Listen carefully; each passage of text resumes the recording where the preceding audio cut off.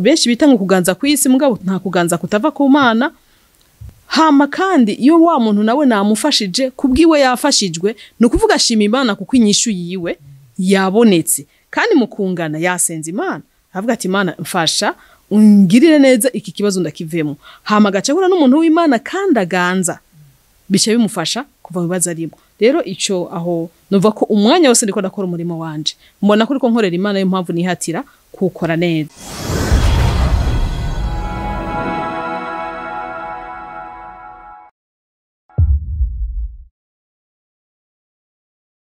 Iyi ni Sandi Umoja TV bwamwe imisi yose duha tubabwira vya biganiro biryoshye cyane birimo abaririmbyi baninahaza Imana ndetse n'abavuga butuma benshi batandukanye ni hahandi nyene mama musanga ibiganiro amajambo y'Imana akiza benshi ndetse n'ibindi byinshi. Muri no mwanya rero murabona ko twagendeye umushitsi naho twabaye abashitsi twebwe ariko ava yuko tumenya ko byinshi cyane katumane tumusabe yidondore hanyuma ibindi bibazo byo tuza kumubaza nivyo tumukeneye ko kumenya tuza kumenya mu nyuma tumaze kumumenya. Karibu cyane. Murakoze cyane. Jewe nitwa Mboneko Sauda abandi umushinga amateka yatowe mu ntara ya Bujumbura hama kigeretse kuri ivyo ndumukozi w'Imana mu ishengero bita Golgotha abandi muvuga butumwa muri iryo shengero umudiyakoni. Yego. Okay, Sauda ratubwiye ko ari umushinga amateka akongera akaba umuvuga butuma muri Eglise Golgotha. Eske akabazo ka mbere twashaka kubabaza kuvuga ubutumwa no kuba muparticipa mu bikorwa by'igihugu nk'umushinga amateka ivyo bintu mubibona gute mu gihe tuzi yuko rimwe mu bisanzwe birimo n'ibitsitaza byinshi mwebwe nk'umuvuga butumwa ukongera ukavuga ugakorera igihugu mubifata gute? Murakoze cyane kuri ico kibazo. Ni kibazo abantu benshi bibaza aho bibaza ati mbega umukozi w'Imana umuntu yamenye Imana arashobora kuba umunyepolitike? Ivyo ni kibazo abantu benshi bafise mbere bagaca bafata kumenga abanyepolitike bose n'abanyavyaha ntibashobora no gukora politike ngo ngiye gukorera Imana. Rero nagomba kubamenyesha yuko vy'ukuri urashobora gukora politike ukongera ugakorera n'Imana kuko ubwa mbere Bibiliya yaravyerekanye neza. Jambo ry'Imana ratubwira yuko abakora umurimo wa politike no kuvuga bari mu baganza igihugu. Bari mu baganza igihugu rero no kuvuga nabo ubwabo n'abakozi b'Imana. Kuko Bibiliya hariya mu Baroma 13 haratwereka yuko ufatiye ku murongo wa 4 baratwereka neza yuko umukozi w'igihugu umuganza ari umukozi w'Imana. Haravuga ngo kuko ari umukozi w'Imana kubgawe ngo akuzanire ivyiza ariko ni wakora nabi ugire ubwoba kuko atambarira inkota ubusa kuko ari umukozi w'Imana. Umukozi ashitsa uburake kukora inabi. Rero umukozi w'Imana ahagarara amateko y'Imana ahagarara ijambo ry'Imana akakumenyesha ivyiza biri mu kubaha Imana n'ibibi biba mu kutubaha Imana. Rero n'uganza ahagararira Imana mu kukwereka ibikwiye byo gukora akakwereka n'ibibi bitari byo gukora. Aho hose rero bose barahana. Iyo bahanye nta kosa baba bakoze ko benshi bibaza ko iyo umukozi w'igihugu uganza ahanye umunyepolitike ahanye ucumenga yakoze ivyaha yamenje mugabo ahagarariye igikorwa Imana yamujeje cyo kurongora abantu. Rero kurongora abantu ni umurimo w'Imana. Kuba umukozi w'Imana navyo ni umurimo w'Imana. Jambo ry'Imana twereka abantu benshi aho igihugu usanga gikeneye abantu bamenye Imana. Igihugu kirakeneye abamenye Imana. Turabibona kuri Farao umwami wa Egiputa igihe turabona igihe yarota inzozi bagakenera umuntu w'umunyabwenge. Turabona kuri Yosefu ibikorwa yakoze barakeneye umuntu ari mwimwe y'Imana ashobora gufasha kugira ngo ico gihugu gishobore kuzova mu makuba. Umwami yabonye yeretswe aho yerekwa inkandwe zonze inkandwe zivyibushe imishishi yuzuye imponda nyinshi ni yindi mishishi indwi yahumvye. Byasaba rero ko haboneka umuntu w'umunyabwenge yuzuye imwe y'Imana. Bice bituma rero ibihugu bitekana. Iyo ibihugu rero biganjwe n'abantu bubaha Imana no kuvuga n'igihugu kiba mahoro. Bisigurika rero kuba umushinga amateka nka umukozi w'Imana ni ikintu cyumvikana cyane mba niko nduzuza imirimo ibiri kandi Imana itugombako. Mutubwiye ko muri ko muzuza imirimo ibiri. Ese iyo mirimo ibiri kuba umushinga amateka no gukorera Imana muyo ivyo bikorwa mu bikorera icarimwe muri urya mwanya nyene umwe canke hariho kimwe mukora muri uwo mwanya ikindi mu gikora mu wundi mwanya? Iyo nyinshi ndayigwa mu buryo bubiri. Icambere iyo uri kurakora ukora neza ukora ivy'Imana gusaba muri make buri gukorera abantu no kuvuga ukorera Imana. Nk'umunyepolitike ndiko nakora ivyiza, ndiko ndarenganira umwene gihugu, ndiko ndamufasha gushika ku vyateza gushikako, ndiko nkorera Imana. Uyu go n'uruhande rumwe. Nukuvuga nkoreye igihugu, nkoreye muri ya politike nsabwa kwa kuganza, benshi bita ngo kuganza kw'isi mugabo nta kuganza kutava ku Mana. Hama kandi iyo wa muntu nawe namufashije kubwiwe yafashijwe no kuvuga shima Imana kuko inyishu yiwe yabonetse kandi mukungana yasenze Imana avuga ati Imana mfasha ungirire neza iki kibazo ndakivemo. Hama gacahura n'umuntu w'Imana kandi aganza bica bimufasha kuva mu bibazo arimo. Rero ico aho nova ko umwanya wose ndiko ndakora umurimo wanje mbona ko nkorera Imana yo mpamvu nihatira kukora neza. Hama mu vya misi yose naho akazi ka politike turafise umwanya wo gukora. Hama kandi turafise n'umwanya kuba mu ngoro y'Imana, turafise umwanya wo gukorera Imana, turafise umwanya wo gukora imirimo yo mu rugo, turafise umwanya wo gukora imirimo yacu ya misi yose atari ibi dutegerezwa gutonda ku kazi.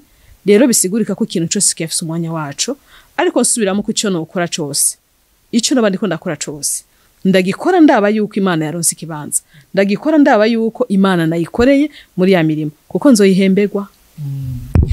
Murakoze cyane, muratubwiye byinshi bitandukanye kungene igikorwa cyo kurongora ndetse n'igikorwa cyo kurongora ijambo ry'Imana kugira imitima y'abantu ikwigwe. Ku rundi ruhande nagomba kubabaza kandi ko eske mu bihugu byacu turimo canke muri kino gihugu ciwacu igwirira ry'amasengero ama eglise no gukwiragiza ubutumwa mu mpande zose z'isi canke mu mpande zose z'igihugu, ivyo bintu hari isano bifitaniye canke sinzi? Murakoze cyane. Mu bisanzwe turabona abantu hari ibintu bihendako iyo hagwiriranye ububare ububare bunywero abantu bararyoka umenga nibisanzwe. Mugihe hubatswe urusengero urundi rukaje hambavu ucumenga nikindi ni icago giteye. Twe ndabona rero yuko igwiriranye ry'amashengero mu gihugu birajanye n'ivuga butumwa, birajanye no kwiza ijambo ry'Imana kuko ku ijambo ry'Imana twereka yuko mu gihe cy'iherezo hazogwira abavuga butumwa, hazogwira ijambo ry'Imana rizokwira henshi. Mbere hari n'ijambo ritwereka yuko ngo no kuturambi no kuvuga ijambo ry'Imana rizogenda gushika kuturambi bisigura ku misozi, kudutumba, imitumba yose ibeko amashengero abantu bumva ijambo ry'Imana kugira ngo ntihazogira ugira ucitwazo ngo ntiyaryumvise ntiyabimenye. Rero igwirirana ry'amashengero n'ubutumwa bwiza buba buriko buragwizwa. Umwe wese kubimura, usenga kwa gatandatu aronka ivyiwe byo kwa gatandatu, usenga kwa Mungu aronka ivyiwe byo kwa Mungu, usenga yambaye uku wese, umuntu wese sero n'ubutandukane bwacu dufise aronka ijambo ry'Imana rimumenyesha yuko ivyo byose ivyo turimo ku isi bizogera igihe bihera, hama duhagarika imirimo Imana ifate ikindi kibanza iduhindurire ibikorwa. Bisigurika rero yuko igwirirana ry'amashengero nigwirirana ry'ivuga butumwa gusa dusabaho abakozi b'Imana bateza kuvyitwaramo neza, bakamenya igikorwa cyo bariko barakora, bakamenya n'impamvu buguru urusengero, bakamenya bateza kubibamo, ntibe kugwanira ivyicaro kuko sa amafaranga burya ari mu mashengero burya n'ivyicaro ku murimwe narimo hege bagwanira ivyicaro. Ariko rero mission nyamukuru nuko bagwiza ubutumwa bwiza gushika kuturambi, gushika ku misozi. Okay, murakoze cyane ku nyinshi muduhaye kandi zumvikana zinasigurira abantu benshi basanzwe badashobora gutandukanya imirimo y'Imana n'imirimo y'igihugu, c'est-à-dire nkuko muri abashinga amateka musanzwe muserukira abandi mu gihugu cyacu cy'u Burundi.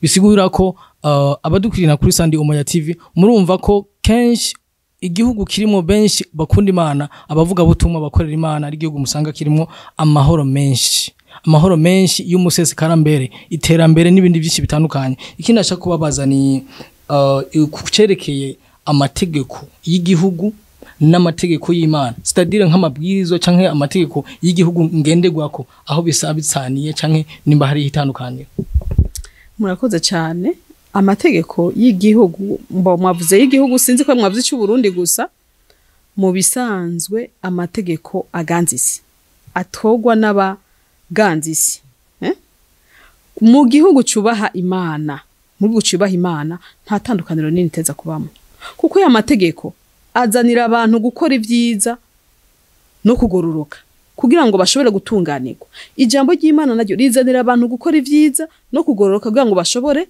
gutunganirwa mbere ryo gerekaniza ko kubajana mu ijuru nibaza ko ivyo vyumvikana rero nuko ino si igenda yononekara hari ibihugu usanga bikoresha ibinyuranye n'ijambo ry'Imana igihugu rero cashize Imana imbere nk'u Burundi twashize Imana imbere tukemera kurongorwa na Bibiliya no kuvuga yuko nta tandukaniro niteza kuba amategeko y'igihugu n'amategeko y'Imana kenshi abami bagomba kuramba ku bihugu kuramba ku butwari kuramba ku butegetsi bitwaza ijambo ry'Imana baba bafise abaririmbyi ku kirimba bama bafise abavuga butumwa ku kirimba bama bafise abababwira ati burya hageze kwibi erega burya kera iyo vyananiranye mu kuganza bashabaje kurondera bavugishwa ati mubivuga ko iki Imana bivuga ko iki biboneka ko amategeko y'Imana n'ay'igihugu byateza kugenda bibangabangana nta tandukaniro rinini riteza kubamo itandukaniro aho riba naho usanga hari ibihugu vyataye umurongo bitubaha Imana bizana ibintu binyuranye n'ivy'Imana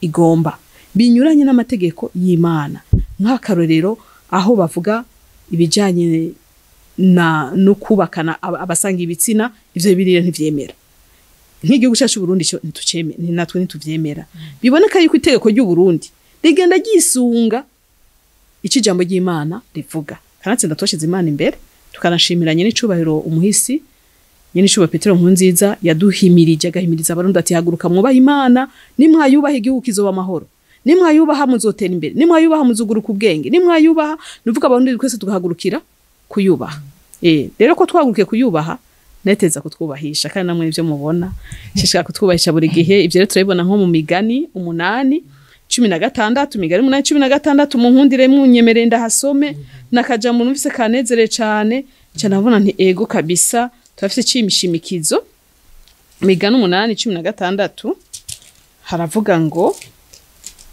nakajambo gato nyega gufi cyane bavuga ngo nimba ntihenze 16 ni jewe mpa abaganza kuganza n'abaganwa eka mbere n'abacamanza bose bo mu isi umva ni Imana ibaha kuganza nimba ibaha kuganza ibiha n'amategeko bagirako kuko umuntu yaguhaye akazi uteza kumwumvira muvya yaguhaye gukora uvuga rero amategeko y'isi amategeko dutora ateza kugenda bangabanganwa turaba yuko ataho twaciye kubiri n'iki Imana yemera murakoze cyane umushinga amateka Sauda ku nyishu tumuheje kuduha ku bibazo byinshi twabagije ibibazo nkora mutima ibibazo bantu benshi cyane bari basanzwe biyumvira ko bimwe bitandukanye n'ibi politiki itandukanye n'ibintu by'Imana ataho ba pasteur yongera akaba umushinga amateka cyangwa yongera akaba umukuru w'igihugu cyangwa akongera akaba ibindi poste zose ziri politiki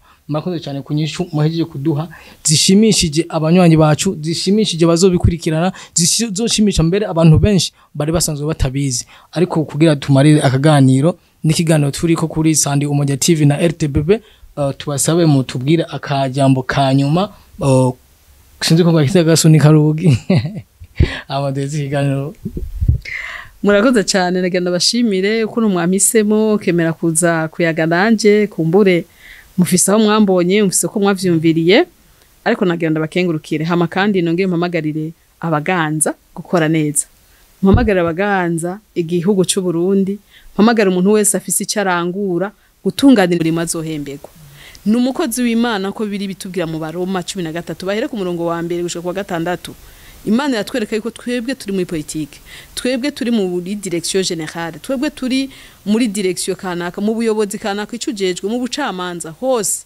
uri umukozi w'Imana Imana yaguhaye akazi no kuvuga Imana avuge mukuru w'igihugu aguha decret nawe igushize hajya no kuvuga iguhaye akazi ako kazi karimo rero ugakore neza kuko uzogahembegwa nivyo bizotuma abantu b'Imana bari muri politike bubahika twazibona ati yabaganza bubaha Imana babaye benshi n'igihugu kiba amahoro n'abaganzwa baba amahoro.